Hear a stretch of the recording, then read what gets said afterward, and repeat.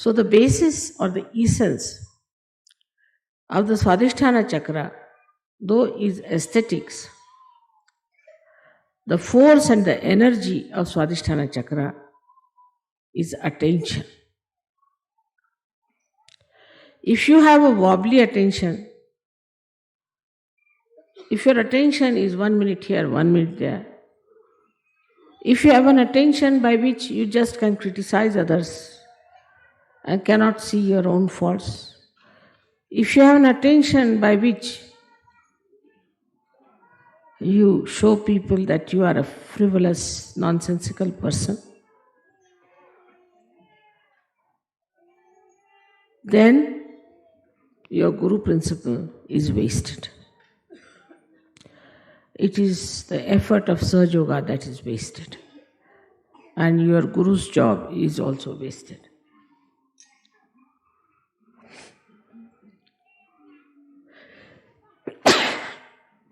Minimum of minimum. First, the attention has to be pure. But pure attention doesn't mean harshness. It doesn't mean asceticism. It doesn't mean disciplining your eyes like a blinkers of horse. But in all freedom, your attention to be concentrated. Where do we pay our attention the most? If we are honest, we can think on human level, we pay our attention to our children, to our wife, to our husbands, to our family, the relationships which are with love. So, when your attention has got the compassion and the love for another person, then only you can work out the realization of others. If you have to work out the realization of others, it has to be an intense love for another person. If you don't have that intensity, you are just moving your hands, raising the kundalini because your mother has given you powers and it's finished off. That intensity of love can only give you success with your pure attention, and I think the pure attention can only love. Impure attention cannot love, because all impure attention is self-oriented, I-oriented. So, we come to the point that the creativity, if it is our aim, lakshya, for that the attention we should purify. And to be purified with love, with compassion.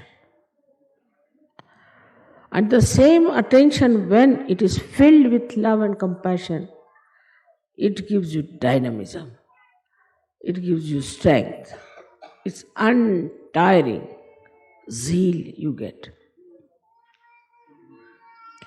And the joy of seeing your reflection into another person is very beautiful. No words can describe it. The first you develop is wisdom. Because you realize where you are going wrong, why this is not working out, why there's a problem, why your creativity doesn't act. It becomes evident to you, obvious to you, and you start learning. And wisdom comes to you and you understand. Wisdom is when you realize your mistakes and rectify them. And with that, you develop the balance, the understanding, how to deal with another personality. I always tell the story of a car, that there's an accelerator and also there's a brake. You have to use first both of them without understanding what is it. Still you are not a guru. You are not even a driver. Then when you know, then you automatically drive, then you are a driver. But still the master is sitting behind. So now you have to become the master. And when you become the master, you can balance the vehicle and you can see the driver, accelerator, and also the brake. And you can manage it just in a very simple manner. So this Guru principle is limited and goes on increasing its limitations, like the horizon. As you start growing into more creativity, the more people you create.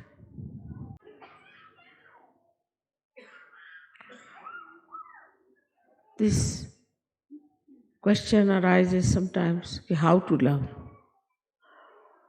It's a very funny question, that we don't know how to love human beings.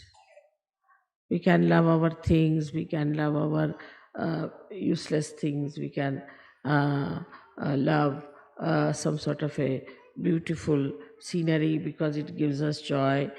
We can love some nice restaurant because you can get good food there, or some sort of a thing which is of a very baser nature. But love for love's sake is this, that when you really love for love's sake, then you try to put or implant that love into somebody else. That you make another person as lovable as you are. So the whole system becomes different if you understand that we have to base all our progress, all our movements, all our behavior, all our understanding on love. Otherwise, your Guru principle is extremely weak, and after some time you will find you are just standing out of the shores of Sahaja.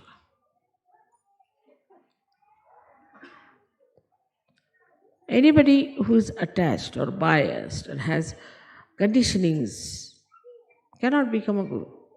Cannot.